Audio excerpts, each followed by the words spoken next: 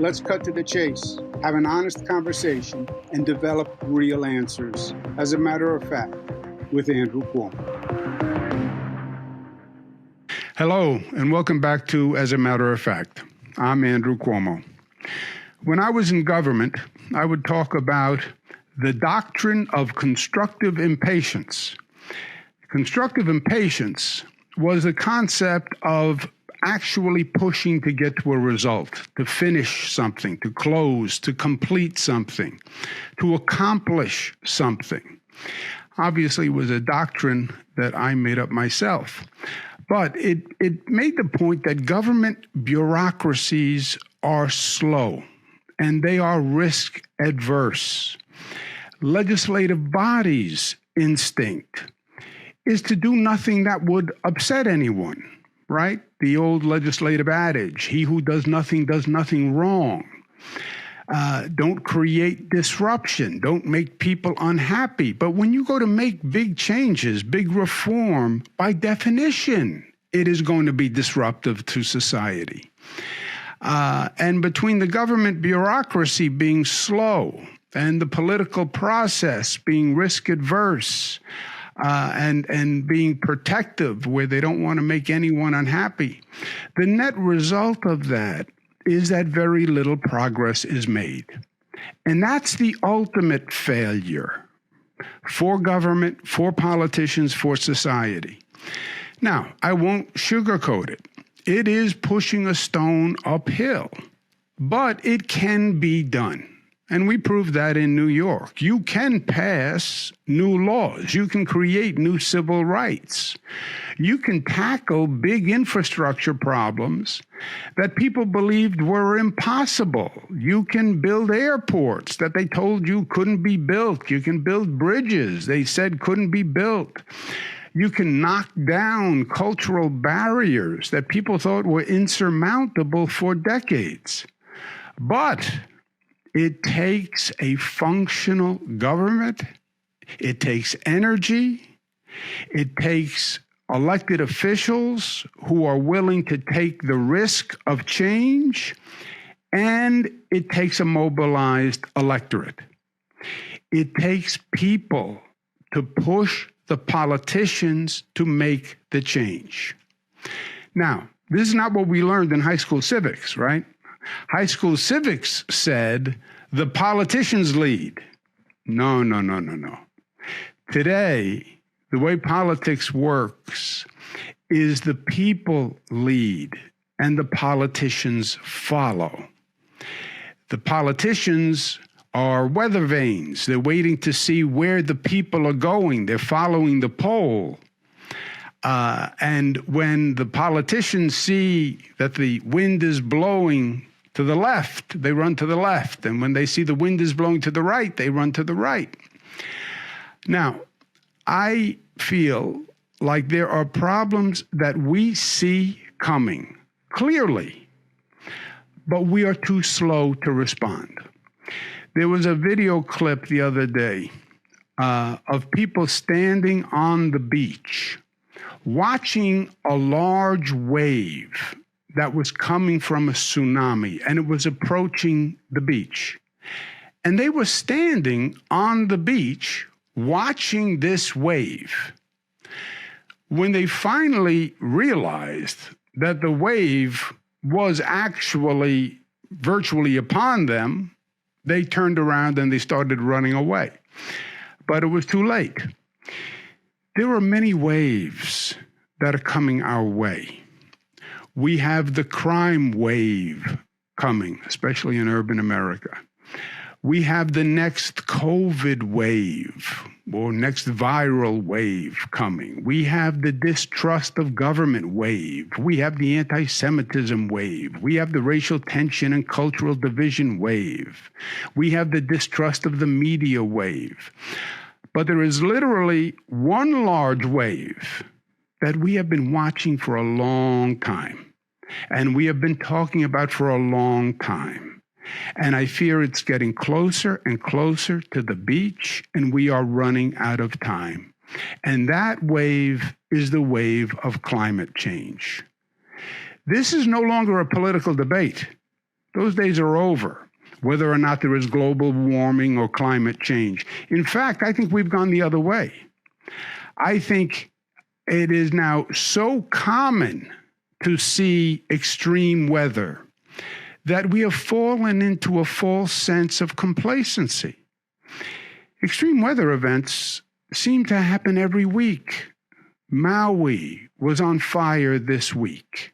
Everyone saw it on television. I was supposed to go to Italy with my kids a couple of weeks ago. We were going to go to Sicily, but Sicily had out of control fires. I was supposed to go to Washington last week, but the runway was too hot for the planes to land. California fires, floods, hurricanes, glaciers melting faster than anticipated, sea level rising, and the consequences are obviously global. Changing climate affects everything. It affects our physical development, our coastline, our port cities. It affects our food production.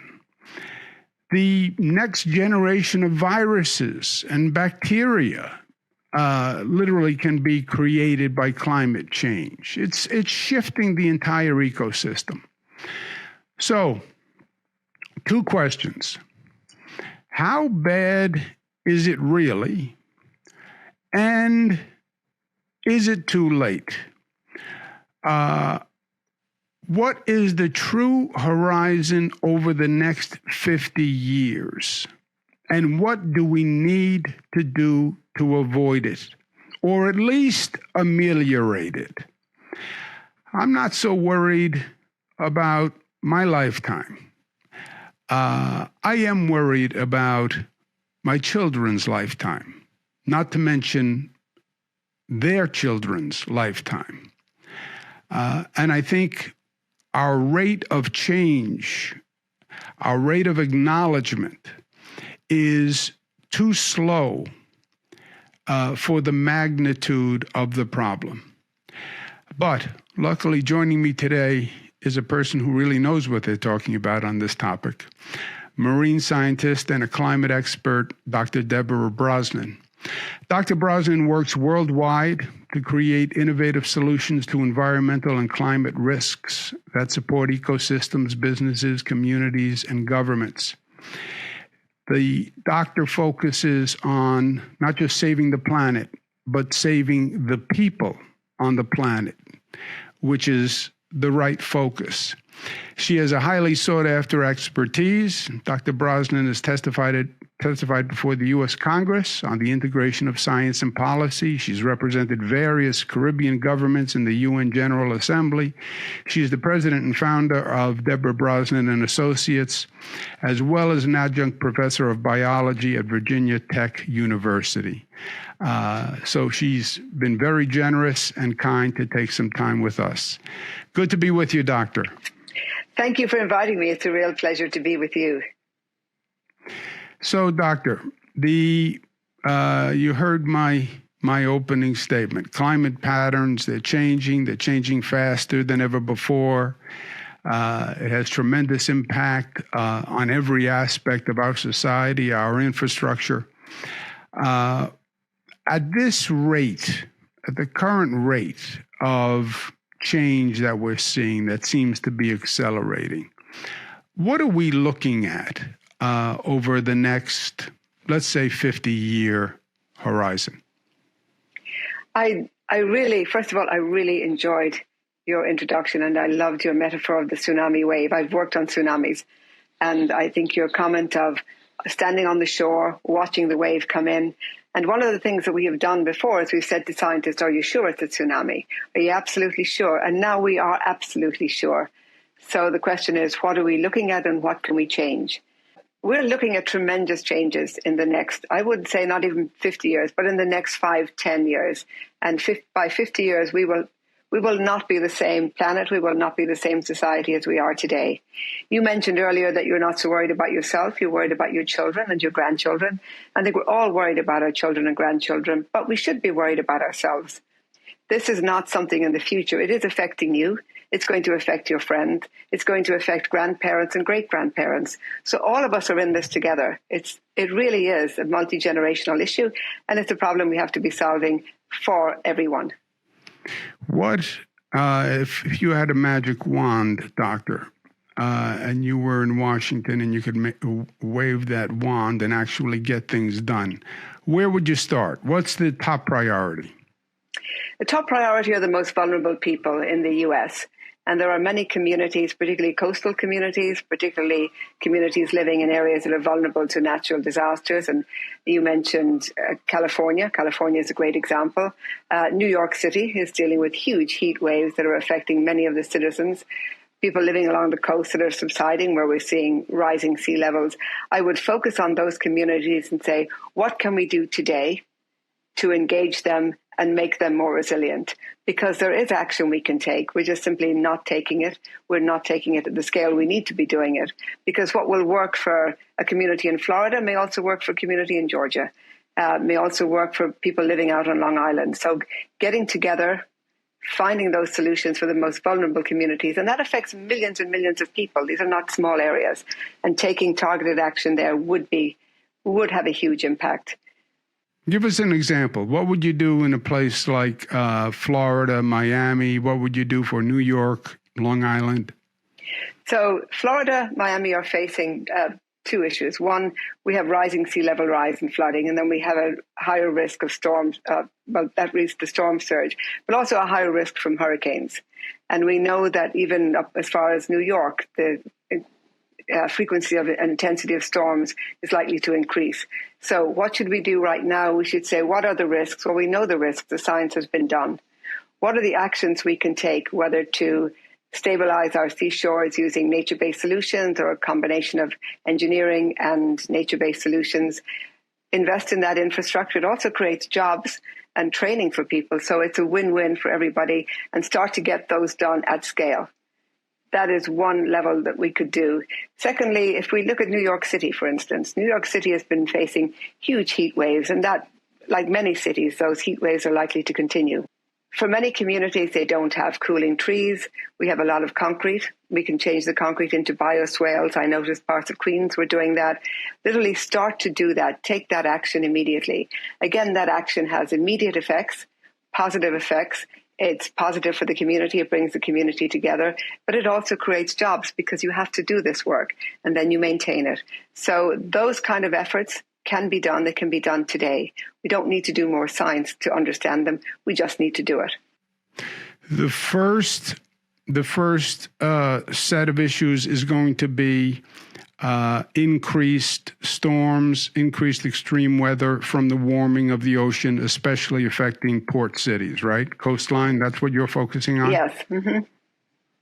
Well, we're focusing on a large range of issues, but certainly that is one of the major ones we're focusing on because it affects so many people in the U.S. and in a lot of emerging island nations, U.S. Virgin Islands, Puerto Rico, Caribbean islands. Besides the warming of the ocean causing storms, what's the next consequence?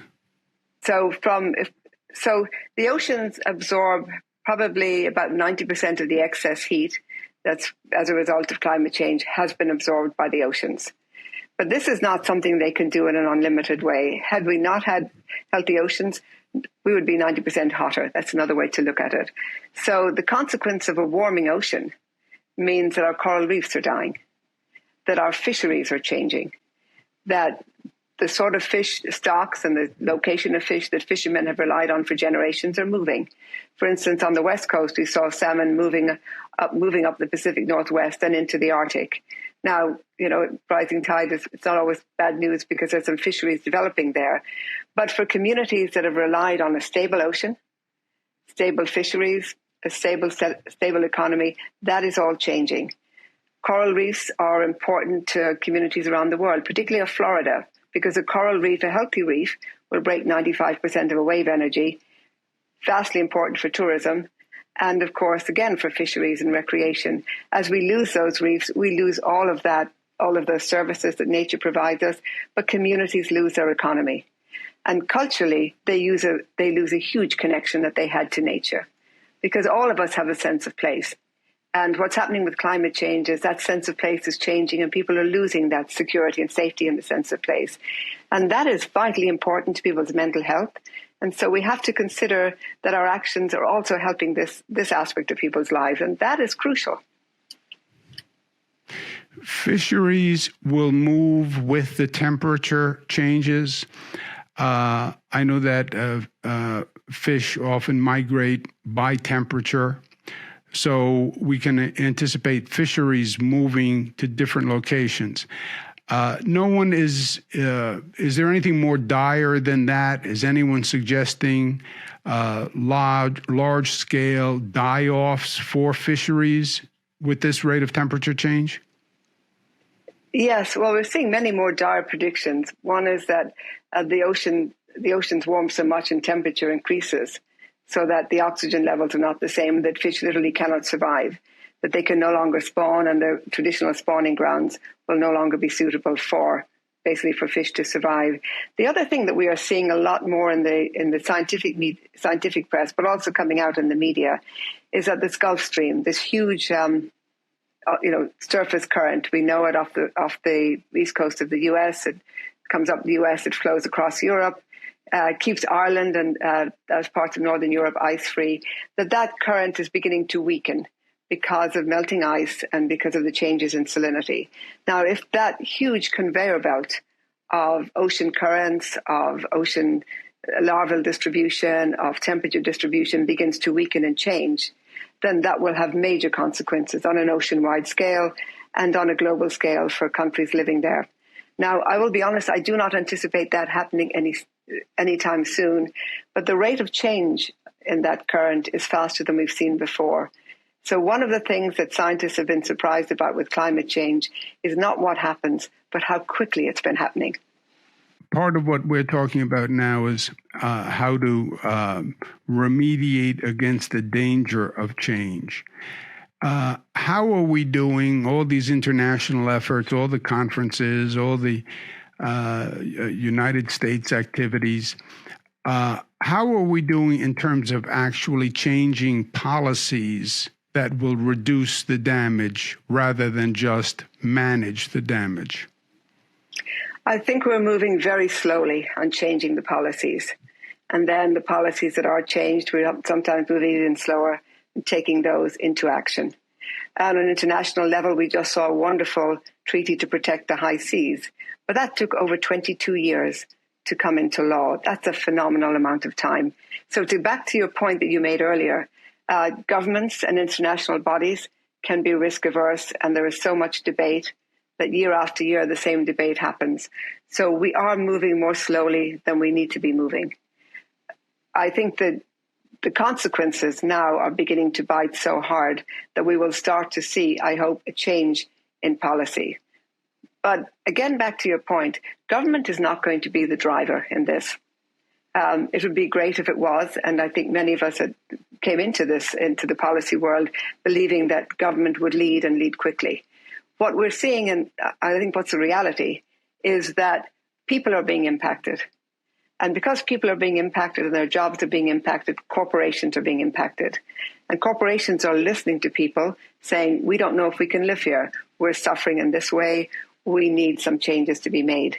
And the corporations are looking at this as a business opportunity, but also as a business cost. So what I'm seeing happening is that communities and businesses and corporations are beginning to lead that change. Now, corporations can't act on their own. They need government support. They need government incentives. And that is where I think we're going to find the sweet spot. So, for instance, for a corporation to say we would like to invest more in the communities to help either sequester carbon, or let's say along the south coast of the US, build up our marshes, create more marshes, create more mangroves, because they in turn will sequester carbon.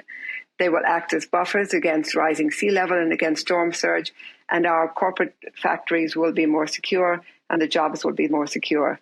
That is something that a corporation can do. A government can help by saying, yes, we will enact the policies, we will enact the permitting that allows you to do that and allows the community to do that. That's really using something that's there already. But if we're asking corporations to change as governments, one of the things that can be done is to provide the incentives. So carrot and stick really is going to be important. And that, I think, is a really important role for government, that it needs to step up and do more and do better. Doctor, one of the areas you focus on that I don't think people in the United States fully appreciate. It's one thing when a storm hits Florida or New York. We had Superstorm Sandy, $60 billion in damage. It's one thing when it happens in the United States. It's another thing when it happens in a developing nation or an island nation. I did a lot of emergency work when I worked in the federal government with Puerto Rico, with Haiti, Dominican Republic. These places bear a larger brunt to the change in climate and have less resources to actually ameliorate the damage and do the reconstruction necessary. And that's an area you focus on that I don't think that many Americans actually truly appreciate. No, I agree with you. The risks to these small island nations is enormous. They do very little to cause climate change. Their emissions are negligible. They don't even show up on a chart or a map. And yet they suffer disproportionately. Their risks and consequences from increased storms, sea level rise. We know sea level is rising. I work in Caribbean islands that are losing 10 to 20 feet of beach a year. Some have lost 90 feet of beach over the last 10 years. That has two consequences. One, the protection of the beach is gone. But secondly, tourists do not go to Caribbean islands unless there's a beach. And so American tourism is one of the highest revenues for these Caribbean islands. So there is a direct connection between the US and emerging nations, particularly the Caribbean. But the consequences there are huge. And what we're seeing is exactly what you said. People are building by the coast. The towns and cities are by the coast. They are devastated, and their ability to rebound is low because they don't have the resources. Many of them are already burdened by debt from previous hurricanes or previous storms. We have countries like Antigua, for instance, that is considered a middle income. But yet Antigua, Barbuda got hit by many hurricanes. Hurricane Irma was devastating on Barbuda. The ability to get loans and financing at a good concessional rate is zero. And yet the ability to rebuild, the infrastructure, the expertise in the way that we have it in the States, and we take it for granted that we have it in the States, and we're so fortunate, to be honest, that we have it in the States, is not there. And these, there are 65 million people living in this region that depend on healthy coastlines and depend on being resilient. And we have to start to look at these island communities. In some ways, they're almost like microcosms of some of our own communities here in the US. How do we build resilience at a community level so that community can stand on its own 2 feet when these events happen, and that they know what they need to do as a community to make themselves more resilient? How do we support that? And that means supporting nature. It means supporting better infrastructure, and it means supporting people to be leaders in their community. Yeah. But then, Doctor, there's some systemic changes that I don't know if there is an answer. I mean, these extreme heat waves that cause wildfires, et cetera, but just the extreme heat that makes living unbearable, being outside unbearable.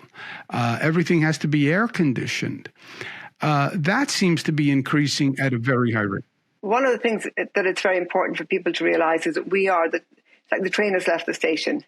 If we were to stop carbon emissions today, we are on a trajectory that is going to continue. These changes are happening. These heat waves are going to continue happening, and they're going to get stronger. These ocean heat waves are going to get stronger. These storms are going to get stronger. Wildfires in the Pacific Northwest and Alaska are going to become more common. All of that is no longer a rare event. It's only going to get worse.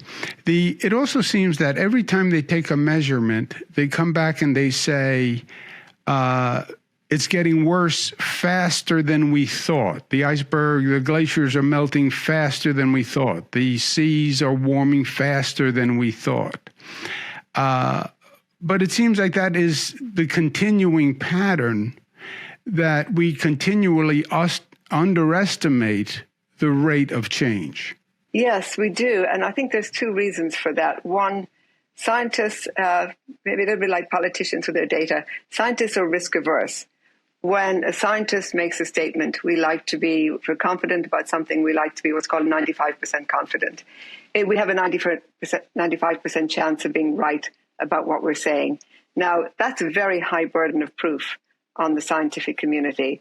Court of law, 51%, or preponderance of evidence. For the scientific community and the peer review process, it has to be really proven beyond possible doubt. So particularly early in the studies of climate change and with the IPCC, scientists were reluctant to say, this may happen at an accelerated rate, because it certainly was political, and they wanted to be very, very sure of the data. What we're seeing now with the scientific studies is that the data are becoming more certain, mainly because the events are happening, and that the extreme rate of change that scientists thought would be extreme has become the norm. So the data are very clearly behind that the rate of change is increasing. And the other is you start to get feedback loops. If you get more drought, you get more fires. If you get more heat, you get more drought, you get more fires. And there are many positive feedback loops in this climate scenario that tends to increase the rate of change, but also tends to increase the events. Well, it's now undeniable. The question is, how quickly can we make these changes? And I think you said it exactly right. It's not going to come from government. If you think back, government very rarely is the initiator of major change. The tobacco legislation that reformed the tobacco industry, that didn't come from government. That came from the private sector. When you taking on the pharma industry, that didn't come from government. That came from private sector lawsuits. So people lead. There was an interesting case in Montana that gave me hope.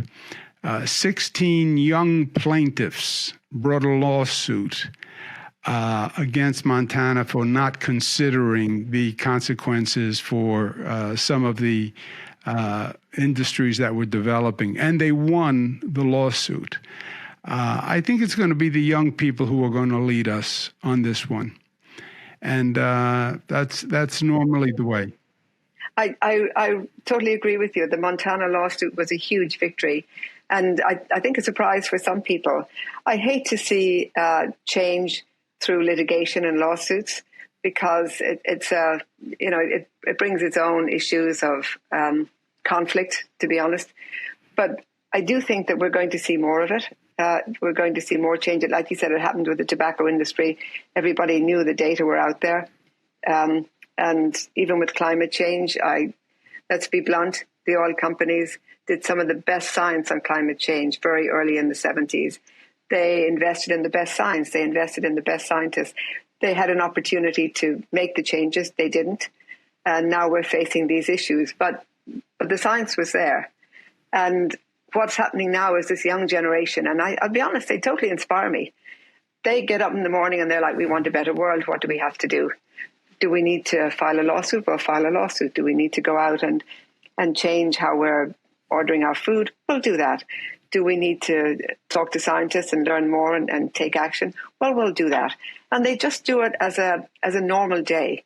And they really do inspire me. And so these kids in Montana, I think, are just the tip of the iceberg of what's coming. So all of us who have left that age of our lives behind should pay attention, because this is the future. And it's happening now, and we should be with them. Well, luckily, you and I are still in that young class of early renegades. But I think you're exactly right. I think they get it, and they're going to do what hasn't been done. I also agree that litigation is not the best way to make change, but sometimes it's the only way. And hats off to the young people in Montana. I hope other young people see what they do and are inspired by it. And I think that's the best hope for the future, to tell you the truth. Dr. Brosnan, thank you so much for taking the time to be with us. Thank you for this conversation. Thank you so much. Thank you for inviting me, and I enjoyed it. No, so did I, and thank you for the great work you do. Thank you so much. Pleasure.